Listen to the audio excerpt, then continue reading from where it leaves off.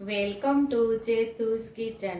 આજે આપણે તમિલનાડુ સ્પેશિયલ પૌવા બનાવશું। તો એના માટે આપણે અહીંયા બે મીડિયમ સાઇઝના ટમેટા ખમણી લીધા છે, 1 ચમચી ચણાની દાળ, 1 ચમચી અડદની દાળ, 1 ચમચી જેટલું આદુ ખમણી લીધું છે, 1 લીલું મરચું આપણે ઝીણું ઝીણું સુધારી લીધું છે, અને 1.5 મુઠ્ઠી જેટલા આપણે માંડવીના દાણા એ લઈ લીધા છે, 2 લીમડાની ડાળખી લીધી છે, 1 મોટી ડુંગળી આપણે સુધારી લીધી છે, અને અહીંયા લીલા ધાણા છે, અને અહીંયા આપણે 2 કપ જેટલા પૌવા લીધા છે। બાકી રેગ્યુલર મસાલાની અંદરથી મસાલાનો ઉપયોગ કરી અને ટેસ્ટી એવા તમિલનાડુ સ્પેશિયલ પૌવા બનાવશું આપણે।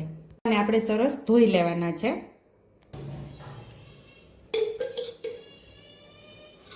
અહીંયા આપણે 1.5 ચમચા જેટલું તેલ ઉમેરશું। આપણે આજે તમિલનાડુ સ્પેશિયલ ટમેટા પૌવા બનાવીએ છીએ। તો અહીંયા આપણે પહેલાં તેલ મૂકશું અને માંડવીના બીને તળી લેવાના છે। પહેલાં આપણે માંડવીના બીને તળી લઈશું।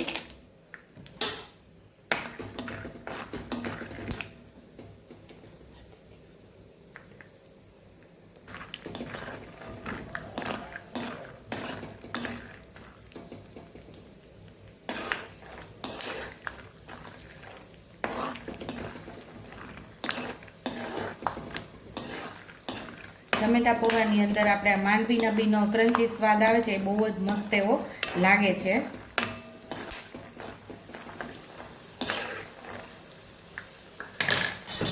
અહીં આપણા દાણા તળાઈ ગયા છે, બહાર લઈ લેશું।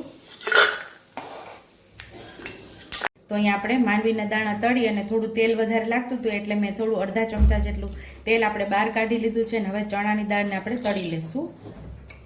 એટલે કે ચણાની દાળને આપણે સાતળી લેવાની છે, સાથે અડદની દાળ પણ ઉમેરી દેશું।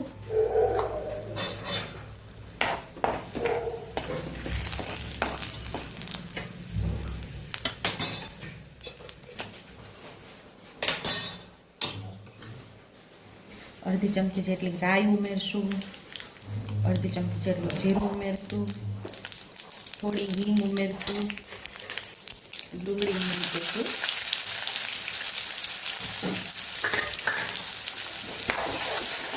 ડુંગળીને આપણે સરસ સાતળી લેવાની છે।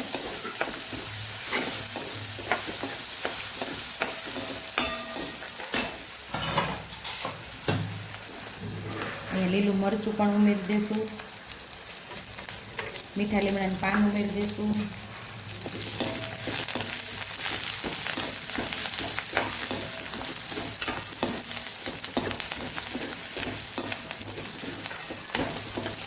અહીંયા આદુ પણ ઉમેરી દઈશું।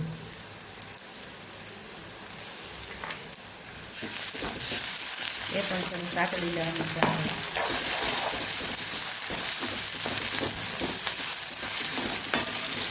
આદુ સરસ સતળાઈ ગયું છે, હવે અહીંયા ટમેટાનું ઉમેરી દઈશું।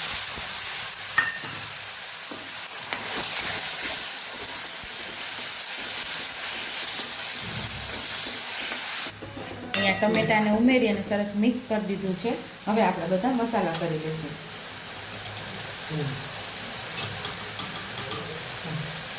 1 ચમચી જેટલું લાલ મરચું પાવડર, અડધી ચમચી જેટલું ધાણા જીરું પાવડર, અડધી ચમચી જેટલી હળદર, સ્વાદ મુજબ આપણે મીઠું ઉમેરીશું, થોડા લીલા ધાણા। એકદમ સરસ તેલ છૂટું પડે ત્યાં સુધી આપણે સાતળવાનું છે ટમેટાને।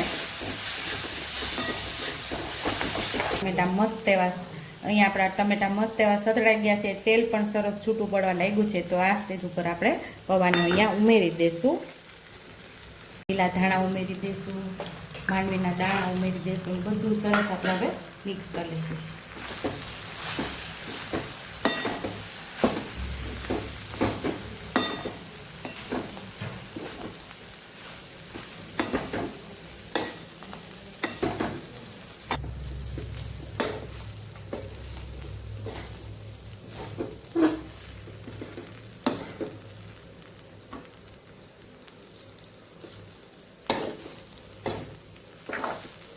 તો ટેસ્ટી એવા આપણા તમિલનાડુ સ્પેશિયલ ટમેટા પૌવા તૈયાર છે। તો સર્વિંગ પ્લેટમાં હવે આપણે સર્વ કરી લઈશું।